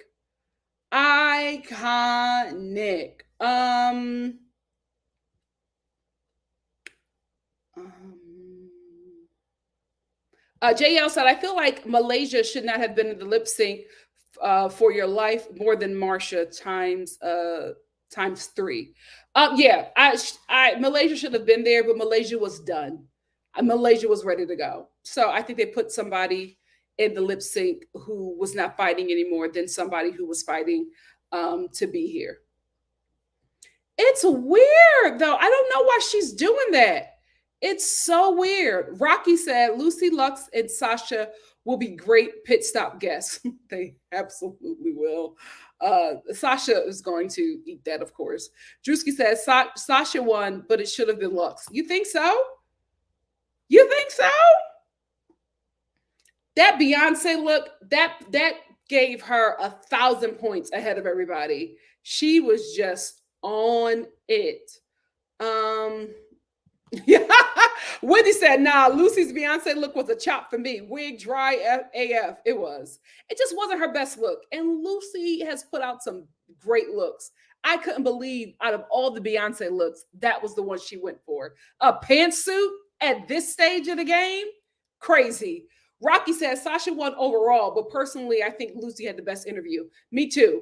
Basola said, I think this season is a tad overproduced, and you can start to see their invisible hands mess with this show. You can.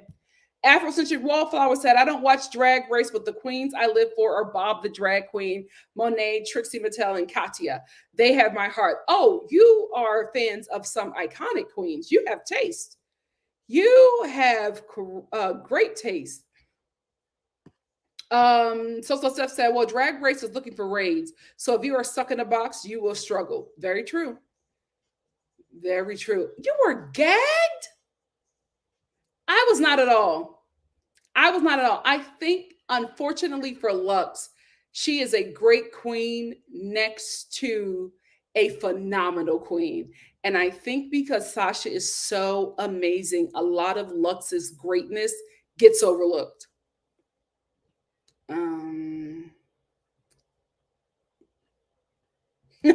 I hated that wig.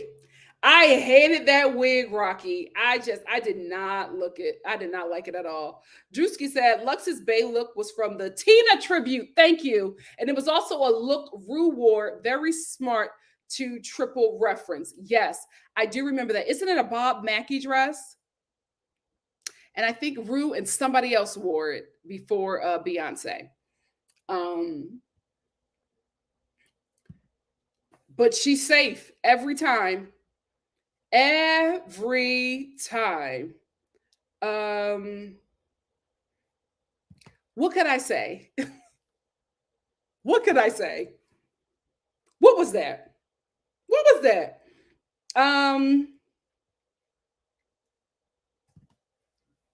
Like Beyonce did have a little bump, but it was little, so she didn't have to pad so much. But there was like nothing there. A little bare belly, a little fupa, something. I don't know, Lucy. And then Lucy is going to be fighting next episode because she feels like she should have won. Not with that Beyonce look. I don't think these queens realize that if you do great in a challenge, you also have to do great in the runway to win. Sometimes if the runway look is better than the performance, you still win. Like, you got to wake it up. You got to wake it up. Shanti said, I almost choked when you skipped. Let me put the snacks down. There was nothing I could say. Nothing I could say. Wendy said, I was kind of scared for this runway. Like, what non-Black, True is going to try to do Lemonade Homecoming. The ancestors were scared. I was surprised that Lux didn't do Homecoming. I was surprised. I felt like she would have ate with them boots. She would have ate. But I did love her Bob Mackie dress. Oh, goodness. So said, Mistress looked like an Uber driver to me in bar clothes. What? For some reason, this show is obsessed with her. They keep her on, and I don't know why. Wendy said, Malaysia's look was good to me. The panty line was too loose, but I liked it. Maybe could have pushed the hair back. That was covering the neck. She just looked like she didn't feel like it. We've seen Malaysia look better. And if any time for Malaysia to look great, this would have been it. Like, this was a runway we all would have expected her to just kill. And then she came out. I was just like, oh, she's done. She's over it. And that's okay. Busola said, I like Malaysia's look, but since Malaysia has been safe the last few episodes, I knew her time had come. Aww. Rocky said Malaysia sent herself home when she said she'd rather be safe than sorry. Robin made the same mistake. Yep. And Rue tried to give Robin an out. Remember that? And Robin still didn't take it. Blue Jay said, when you say hold on, it reminds me so much of Nikki. That's what I try to sound like. Hold on. Wendy said, honestly, the lip sync was a hot mess. To single ladies, Beyonce ain't gonna let y'all have another song after this. This could have been a double eliminate, to be honest with you. And you know what, Wendy? I agree. Neither one of them gave. Neither one of them gave. She absolutely will be singing next week with Selena. With Selena. I don't care how mad Mistress does this week. It's going to be Marsha and Selena. Rocky said, child, that lip sync Lollapalooza was a scheme. It was a mess. That was a mess. Blue Jay said, competition shows are tough.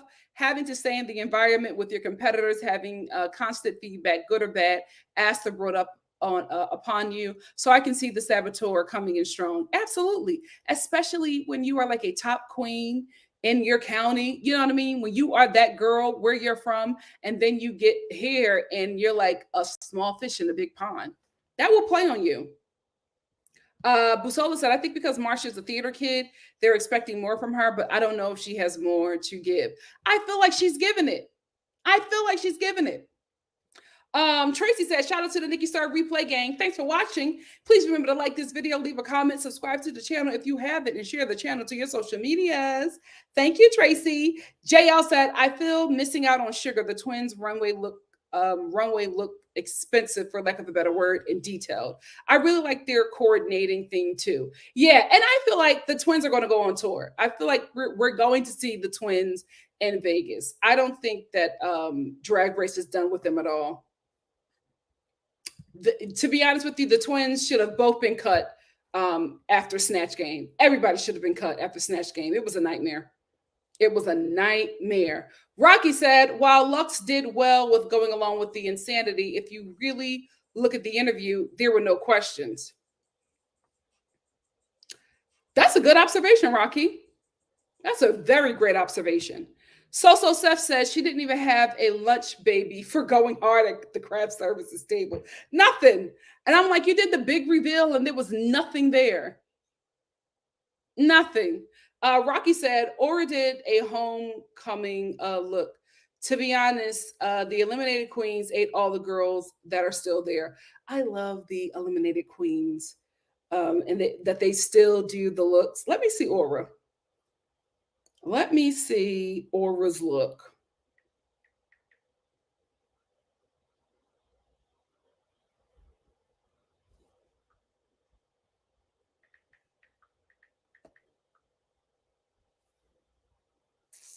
Aww.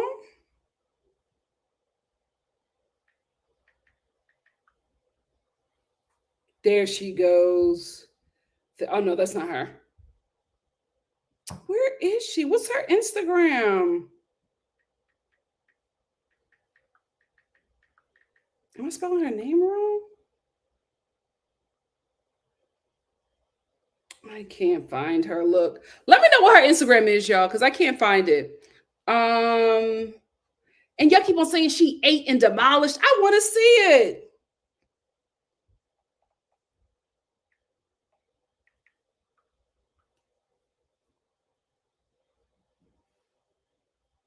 Hold on. I think I found her.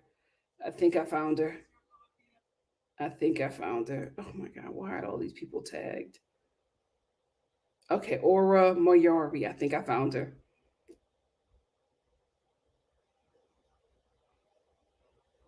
I don't see it. What's her look? I will say she has sickening looks on her page, but I don't see it. She looks great though. This woman looks amazing. Oh, wait. Oh no, that's not it. Yeah, I don't see it. How did y'all find her look? How did y'all find her look? I do not see it on her Instagram. Where did y'all see it? I have Vogue, and then we go right into a hairball. Oh, wait. Okay. Oh, it's a video. I didn't know it was a video. Ladies and gentlemen, welcome to Fiance. Oh, yes. Ah! Hold on. Let me turn the music down.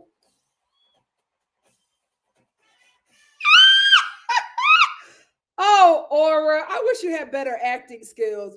Oh, okay. So this was it. I didn't know what the reference was. Okay. Ah, stunning. Stunning. Stunning. Loved it. Loved it. Loved it. Anyway, family, let me get out of here. We're over our 2-hour mark. Thank you all so much for joining me. We had to catch up on a lot of shows, and I thank you all for taking time out of your early evening or late evening to spend with me. Tomorrow will probably be I'm not going to do Jersey until Thursday because I want to do it with Miami and Married at First Sight. So tomorrow will probably be a Love is Blind day and a Perfect Match day because I'm catching up on those shows today. I caught up today, and I'll finish out tonight. So tomorrow will be a Love is Blind day. So I will see you all guys there. Thank you so much for joining me.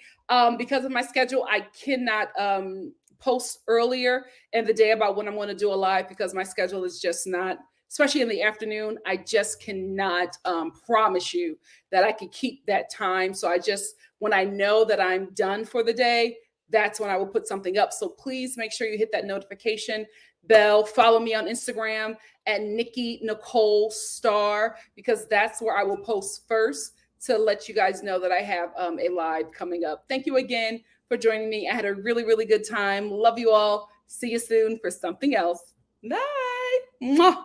Oh, Aura 8. Ah, beautiful.